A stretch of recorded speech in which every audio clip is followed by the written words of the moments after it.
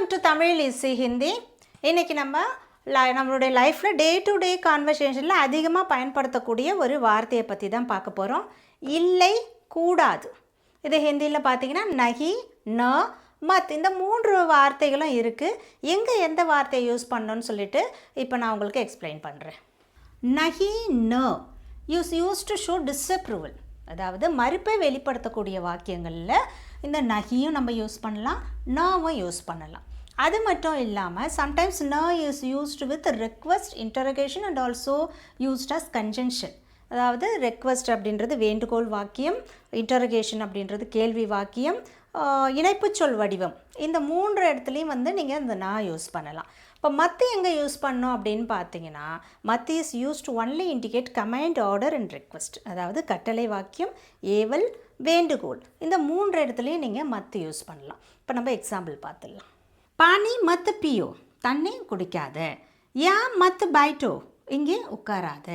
வஹா மத்து ஜாவோ, அங்கே போகாத. தும்பி ஜாவோகேன்னு, நீயும் போவில்லையா? மே வஹா ந ஜாவுங்கா, நான் அங்கே போக மாட்டேன். क्या तुम आओगे, நீ வருவியா? नहीं, मैं नहीं आऊँगा, நான் வரமாட்டேன். मैं रोटी नहीं खाता, நான் சப்பாத்தி சாப்பிட்றதில்ல. தும் ये काम न करना, நீ இந்த வேலையை செய்யக்கூடாது. उसने कुछ नहीं कहा, அவன் ஒன்றும் சொல்லலை. ये सही नहीं है, இது சரியில்லை. இப்போ மத்து எங்கே யூஸ் பண்ணணும், நான் எங்கே யூஸ் பண்ணணும், நஹி எங்கே யூஸ் பண்ணணுன்றது உங்களுக்கு புரிஞ்சிருக்கும்.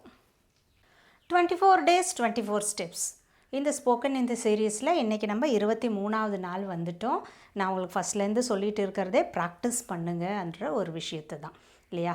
நம்ம ஒரு விஷயத்தை லேர்ன் பண்ணுறோம் அப்படின்னு சொல்லும்போது அதுக்கு ப்ராக்டிஸ் பண்ணணும், அதுக்கு தேடல் இருக்கணும். அது தவிர்த்து வேறு வழியே கிடையாது. யார் வேணாலும் எவ்வளோ வேணாலும் சொல்லி கொடுக்கலாம். ஆனால் அதுக்கு நம்ம வேலை செஞ்சு அதுக்கு நம்ம ஒர்க் பண்ணால் தான் அதுக்கான பலன் நமக்கு கிடைக்கும். ப்ராக்டிஸ் பண்ணுங்கள். கண்டிப்பாக இந்த 24 டேஸும் உங்களுக்கு ரொம்ப யூஸ்ஃபுல்லாக இருக்கும். அது மட்டும் இல்லாத இன்னொரு விஷயத்தையும் உங்களுக்கு இன்றைக்கி நான் தெரியப்படுத்துகிறேன். Coming July 2 online spoken Hindi கிளாஸோட நெக்ஸ்ட் பேட்ச் ஸ்டார்ட் ஆகுது. தேங்க்யூ.